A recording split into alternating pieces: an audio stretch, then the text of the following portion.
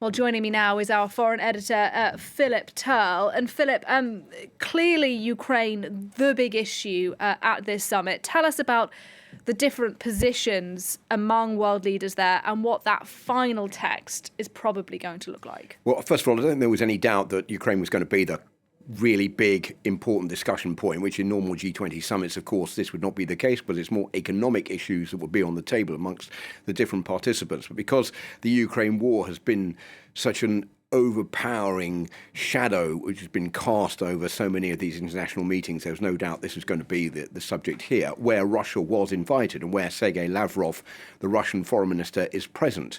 Now, there are worries that this final declaration, which is due to be issued tomorrow, may not be as punchy and as strong as many of the Western leaders who are against the war in Ukraine would like it to be.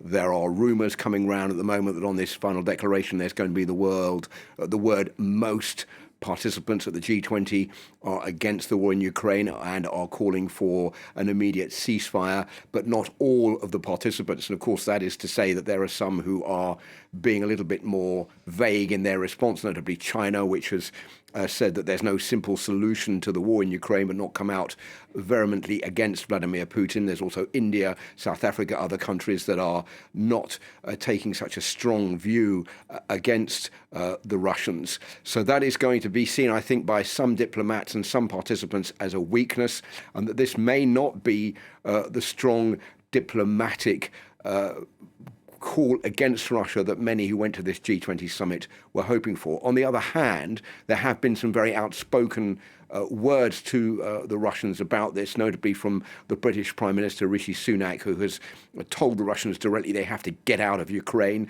Even the host country, Indonesia, the Indonesian President Joko Widodo has said that Russia must end the war in Ukraine. So there definitely are calls for this to come to an end. And the fact that Ukraine has caused so much damage on the international scene, either the threat of nuclear weapons being used or of food insecurity stepping up around the world, plus the increase in costs for heating and energy. So there is pressure, but I think it's not the pressure that everybody there would like.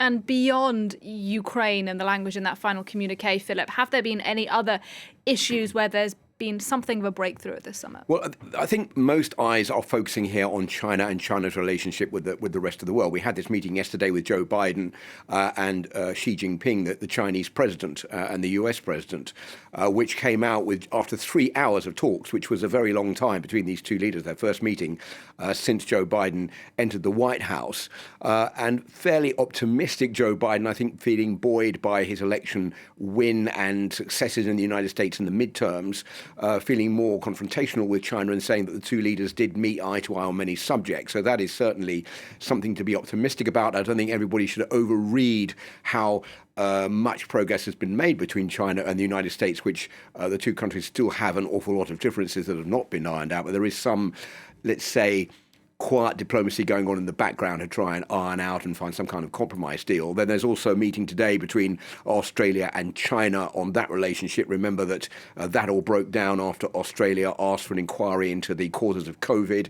The Chinese, after that, slapped a lot of sanctions on Australian goods. This is the first meeting since 2016 between an Australian Prime Minister and the Chinese President. The reports coming out after that meeting were, well, there's no breakthrough, but relations are becoming more normalised. And I think that's also some of the effects that these G20 summit meetings are likely to produce while all these leaders are gathered under one roof.